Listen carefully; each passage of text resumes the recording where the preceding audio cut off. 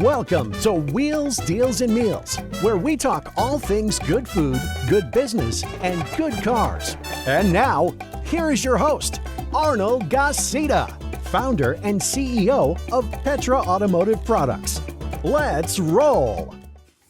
Man, we are excited to come to you with this program today. Actually, here at my house, we have a great guest. I met him not too long ago at a event, the Hispanic 100. There's another episode you guys are going to see the president of that organization. But I got to meet him there briefly. He's also a good friend of one of my friends. And I thought he was going to be in town. I thought it'd be a great idea to have him on. A very successful person with a nice little side gig going on. So Julio, thank you for being on. Thank you. Julio Gudino. There you go. Did I say it right? Perfect. Okay, all right. I'm just trying to make sure that I honor the Spaniard. Thank you. The Spaniard people. Before we talk about your business, your success, this is the trademark of our show. What's your favorite car? Oh wow! Like if tomorrow there's going to be a Julio museum, what is the car that needs to go in that museum? Wow, that's a loaded question. I'd have to say definitely Porsche. I grew up around Porsche. I'd probably say GT3. Okay. Yeah, I mean we can get turbo, we can get crazy, but I think the GT3 for me, it's a classic, but it's a unique. It's a unique vehicle. It's unique. It is beautiful. And the cut is beautiful. And I think if you want a car that handles, that's the car. What was your first car? My first car. Wow, my first car was a 1971 Volkswagen Beetle. No kidding. My dad actually had a body shop, so I grew up around Porsche. He was the exclusive repair facility for a Porsche Audi dealership in California. So I grew up around Porsches and all that. That's why it's a passion for me. But I'll never forget, I think I was 15 and a half, had my permit. I was going to get my license, and I thought mom and dad were going to get me a car. That was my dad's because business. in my mind right now I'm thinking, your dad worked on Porsches, yeah. And so you get a Beetle. I got a Beetle. Well, it's a funny story. So I asked my dad, hey dad, I get my license. I need, can I get a car or what? He said, yeah, go pick one out in the back. He had a lot of totaled cars or cars that he had been working on. And I went back and, well, how about that Speedster over there? He's like, no, that one's going to cost you too much to fix. And I'm like, well, what do you mean it's going to cost me too much to fix? Oh, you want me to give you a car? I said, well, isn't that how it works? He said, no, pick a car and I'll give you a price. So my dad made me buy my first vehicle. He sold me the Volkswagen, $1,500, and I ended up cutting deals with all of his employees and bodymen and painters, and I think the car probably ended up costing me $2,500, $3,000. That's a good lesson. Very good lesson. Did you do that to your kids? You know what? I didn't do that. No, neither did I. I'm just asking you because all these lessons that our parents taught us and that we went through that help create the people that we are. Absolutely. Then we come in and we're like, oh, we're just going to give it all. We want you to have more than we have, right? Yeah. But very good lessons. You look back and it bothered me a lot. Growing up, I went to private school, high school, and a lot of my friends had, wealthy parents and families, and they driving Porsches. And I'll never forget, one friend pulls up in a Ferrari one day, and he got that for his 17th birthday. I'm like, I'm having to pay for my Volkswagen over here. But now you look back and you value those lessons. 100%. You value the hard work that they instilled. Yeah. So for sure. Of all the places you've traveled, what's your favorite? Wow. Yeah, good question. You should have prepped me on this. Wow. Probably have to say in Europe, there's a little country called Estonia. My wife and I went there a number of years ago. Very small little country, but we fell in love with it. Tiny, the cobblestone streets, just very picturesque. It almost felt like you were looking at a picture. And we haven't been back since, but we fell in love with it. So I think it's different, right? Mm-hmm. If I'm looking for ocean and beach versus just tourism and culture and history, but that little country just left it filled a very nice spot in our hearts, and we're dying to go back. So Estonia to me was a fabulous location. It was part of a big trip, but we really liked that spot. What's a place that you have not gone to that's on your bucket list that you want to go to? Africa. Anywhere in Africa? Anywhere. I'd like to go on. Mainly South Africa. Yeah, I'd like to go on a hunting excursion. You know, family, we have a hunting ranch in Mexico, and I've grown up around that with my father, and he always wanted to go and dreamed of going. So I'd like to. Well, whenever you want to go safari Yep. hunting, let me know, because, and this is going to be a plug for him, but you know the Lynx beef jerky? Have you ever heard of Lynx beef jerky? Yes. So the ex-president of actually the son of the owner, Okay. is a friend of mine, and he does safari. That's what he does now. He retired from the beef jerky, bought a ranch in Africa. He does like 4 trips a year, and everybody says it is the most incredible thing to do. I would love to do it as well. Nature and just being outdoors with animals. You know, I grew up going to the ranch, and we'd do the roundups and horses and cattle and the whole 9 yards. But growing up around, you know, guns and weapons, it's just the natural habitat to me. It's just great. And you know, it's good memories with my dad. He passed away last year, so you know, you kind of think hard on those times, and you regret not doing it more often. Yeah, that's true. That's so true.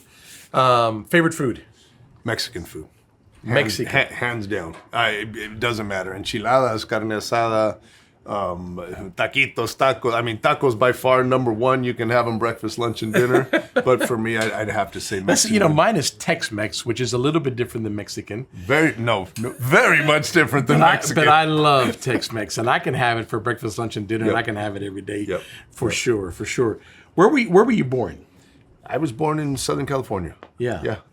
Long Beach. So you were born and raised in Southern California. Born and raised and still live there. Never left. I mean, Never left. You've never lived anywhere else. Nope. I've lived there my entire life. You know, there's a whole world out there, right? I do know, and I will say I've traveled extensively in life. You know, God's been good to us, and my wife and I and the kids, we've traveled quite a bit. But there's something about home. For sure, there is. I love many different places. I mean, you know, you can travel.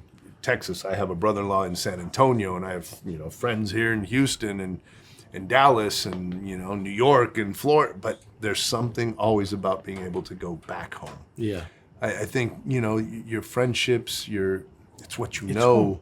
And it's home. You know, home. I tell my wife, you know, she wants to move to Texas or to Arizona, where I have family there as well. And God, all my relationships, my circle, my friends, what I do is just there at home.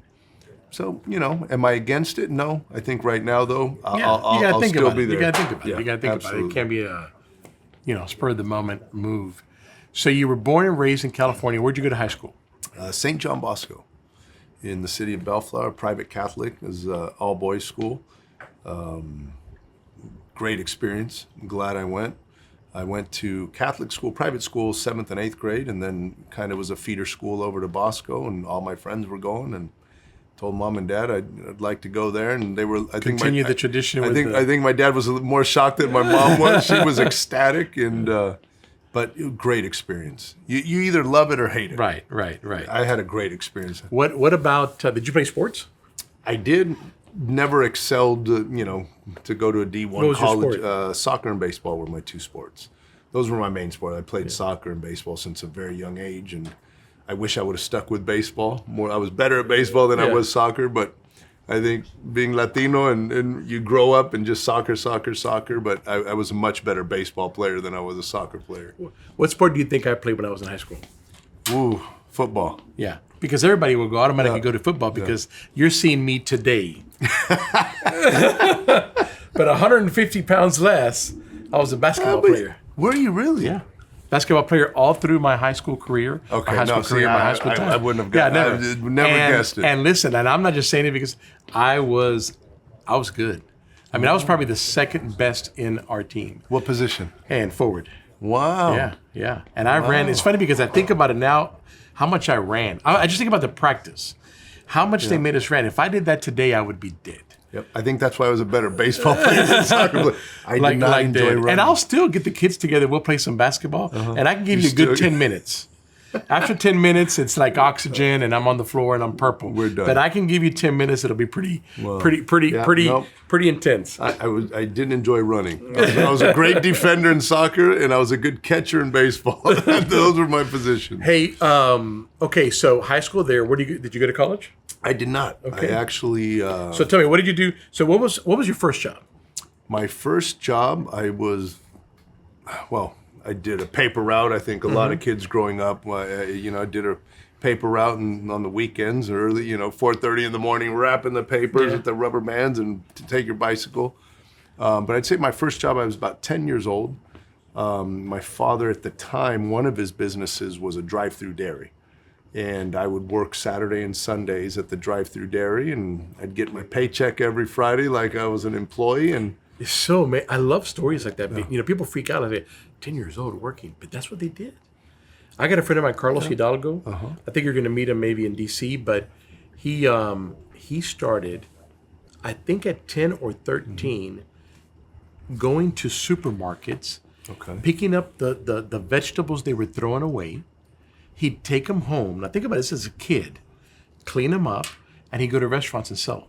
wow. He'd spend the whole night Smart picking guy. up vegetables and all night long taking them to stores. And He's they from were good. Nicaragua, and that's how he started. Wow. That's how he started. Yeah, it's just Interesting. it's- you think there's a business for everything, isn't there is, and the mindset of I got to work and I'm going to go work and I'm going to go do something. What would you consider was your first job, like real? From that experience with the drive-through dairy that my dad had at the time, I think I was 14, 15 approximately, and my dad, so since I was a child, my dad had a body shop, so he was always in the car business, and then he started branching off into other businesses. He was a serial entrepreneur, and I think it was about 14, 15, he bought a paint store, automotive paint store, so supplying all the body shops in the area of the store. And a very close dear friend of his was his business partner, and I started working there because it was in the city of Bellflower. All of my father's, not all of them, a majority of them were in the city of Bellflower, where my high school was. So it was very easy for me. I'd go to school with my father in the morning on his way to work. He'd drop me off at school. I would come back after school. I'd go to work at the paint store. So I learned that industry very young on, 14 years old, and I did that till I was about 21, I think, approximately. And then, my dad kind of thought, okay, I think there's not enough here for you. And he asked me, hey, do you want to keep working here? You want to try something different? And he had some good relationships with a lot of the paint companies, the manufacturer, DuPont, BASF, PPG, etc. And he said, why don't you try it on the manufacturer side? I said, well, what the Dad? I didn't go to college. I'll do it, but I think you don't think I'm too young? And he says, you know what? You have more experience than most of the sales reps that are coming around here. You've grown up the last 8-10 years in the store. And so we made some calls, and I submitted some resumes, and I ended up getting hired by BASF at the time, German company. And they hired me on, and I was the youngest sales rep in North America at the time. I don't know about anymore, but back when I was hired, I was the youngest sales rep for BASF in North America. And I worked for them, I think it was about 4.5 years. My third year in, I got national sales rep for the company, and about 18 months later, I was fired. No kidding. Yeah, had bumped heads. I was a young kid. I was 23, 24, you're 25. still learning. That was your college. That was my college. Amongst learning from my mom and dad and their businesses, but I think it was probably the best thing that could have happened to me. I was making good money. I was young, making more money than a lot of my friends, a lot of their parents. But you get in a comfort zone. You get complacent, I think, when you're at that age and you're making that money and things get comfortable. And I was very arrogant. I was an egotistical young man thinking I was on top of the world. But I think it was the best thing that could have happened for me. But from that day on, I said I would never work for anybody else in my life. Okay, so what did you do? I left there. My wife and I just got married, so that was a little scary. So you got married before you got fired? I got married before I got fired. Oh, that must have been a good conversation. That was a very difficult conversation. Honey, I got good news and I bad got news. good news and bad news. But you know what? I think, we had very similar upbringings. My father-in-law was also in the car business, body shops, upholstery shops, the whole 9 yards. Serial entrepreneurs, my mother-in-law and my father-in-law, like my parents. So, my wife's always been 100% supportive. She gets it. She's had her own business. She's never worked for anybody herself except at the young age working at a bank. So I think the conversation was harder for me to tell her than it was for her to accept it and understand it and said, okay, well, let's go on to, chapter 2. Yeah. So it didn't work for about a year. I kind of regrouped and, what do I want to do? And I had a friend of mine who was a manager at Allstate Insurance. And my sister was working for him at the time as his executive assistant.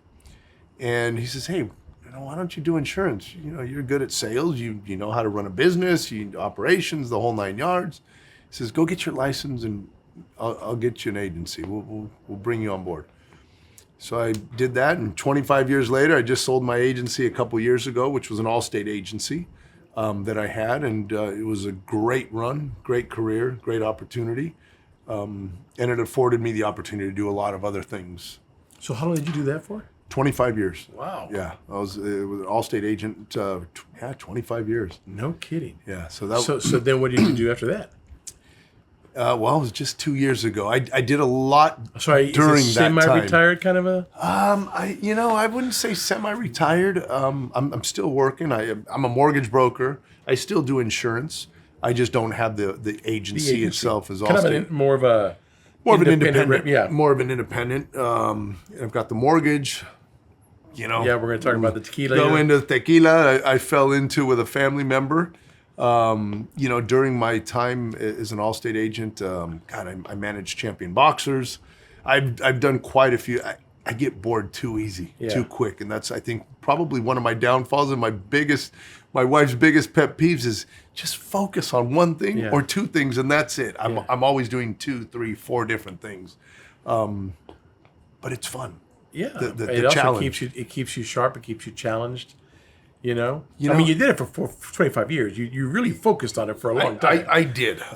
Most people don't have a career in a company for 25 years. No. You did it for 25 years, so you were pretty focused on it. I was focused, but it was a good business because it afforded me the opportunity to do other things. Yeah, and the livelihood that it gave you. And it gave me a great life. I raised my kids, my wife, my family. My wife also works and has her own business. She's a hairdresser. God, 30, she's going to hate me for some 33 years, 35 years.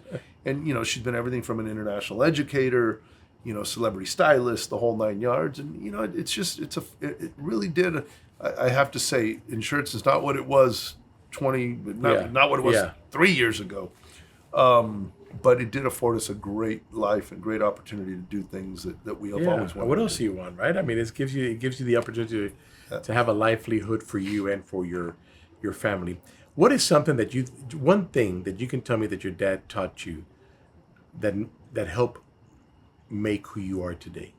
A couple things. The most important, I would say, is always respect your name and know the value of your word and how important that is.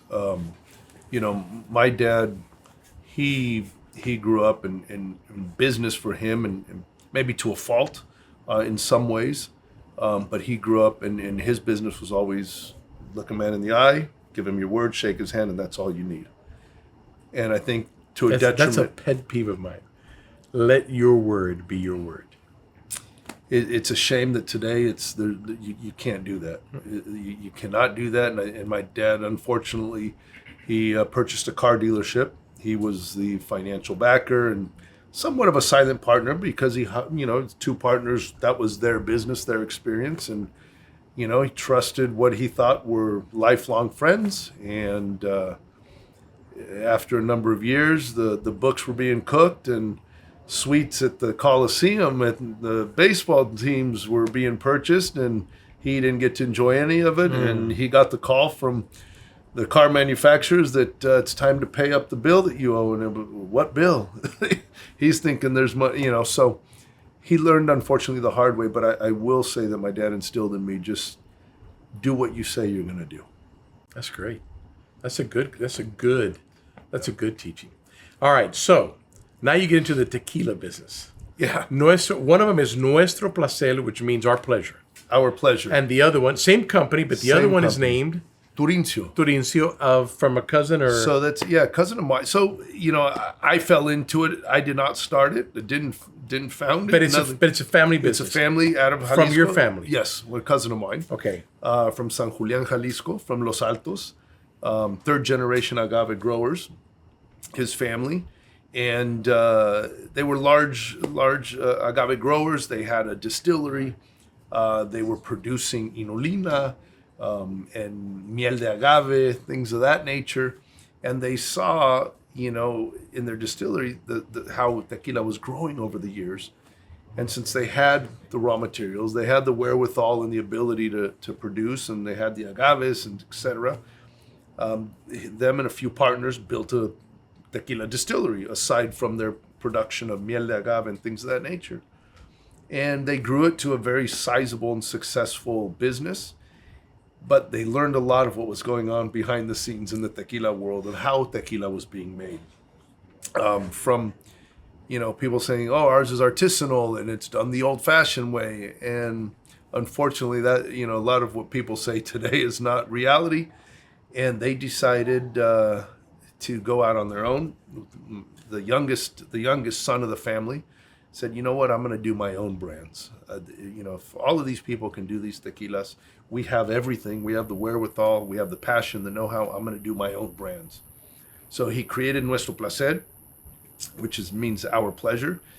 This is the first of the expressions, which is a cristalino reposado. Beautiful presentation, I think. It is beautiful. Done. So that is... People should put this in a restaurant and just sit it like the... Well, they do. You'll see this in a lot of the higher-end restaurants. This is a very, very nice sipping tequila. We're going to use some shot glasses, but we're going to sip it and enjoy it. I'm with you.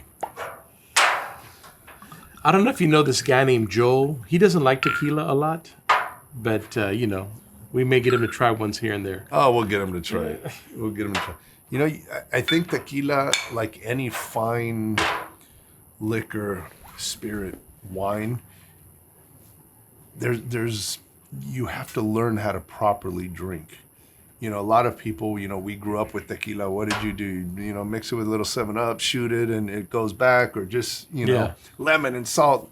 Well, but all that stuff was probably because it was cheap tequila, it was right? because it was probably, yes, it was. I don't want to say it was cheap tequila, but it was very, I think tequila today has been, it's been finessed, if you will. It's been polished. It's been over the years. People have learned how to, different recipes and things of that nature. But I think we've become a lot more educated in how to properly drink an alcoholic spirit. Yeah. A lot of times, and it doesn't matter, even wine. You don't just grab a glass of wine and chug it. You sip it, you taste it, you get it on your palate, your gum, your lips. You're tasting it first. You're prepping yourself for the alcohol. Our body is not prepared to drink alcohol right off the spot. So let's enjoy a little. All right. So what's the first thing we should do? The first thing you want to do, you want to take just a very little sip, wet your gums, just prep just a tiny little sip and prep your gums. Let it know it's coming. Let it know it's coming.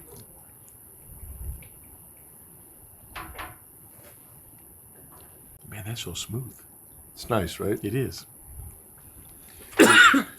Very smooth. We'll cut the coffee of it. I was going to say something without. So let me ask you something. Should you put tequila in the freezer or not? It's a personal preference. As it gets cold, it will change the molecule makeup of the drink. It makes it thicker. Makes it thicker.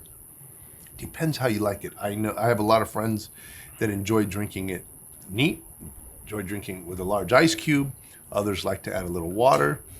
I have a lot of family members that like our Cristalino Reposado. They like it with a little club soda and ice, and that's their drink for the night. Okay. But how do you like it? I enjoy it like this. Neat. Or I can, if it's going to be a long night, I'll do club soda with the ice scoop. and ice. All right, what's next? So the first one now take. By the way, salud. Salud. Take a little bit more, and now get it on your palate, your tongue, all over.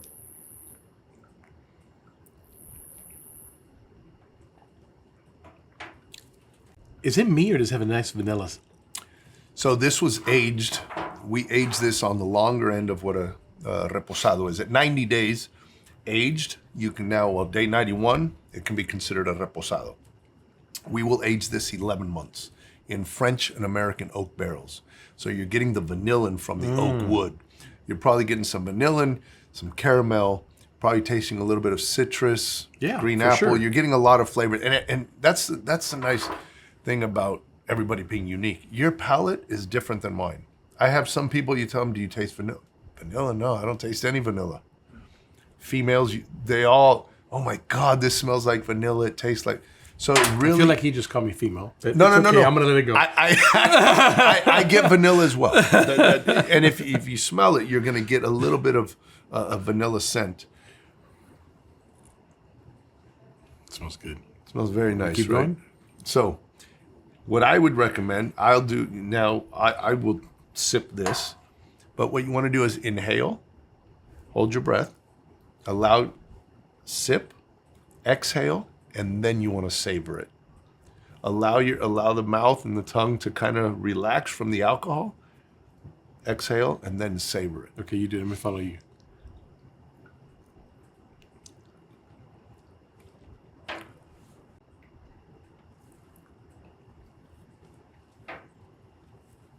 Wow, that's pretty good. It's a little different, right? Yeah. Versus just taking it back, not savoring it, the inhale, the exhale, gives it a whole different perception. It does. You even feel it kind of in your nostrils. You just feel the flavors. Not in a bad way, but in a good way. It kind of brings all the. Again, I still feel that vanilla. It's actually pretty good. Absolutely. You're going to get a lot from the oak wood.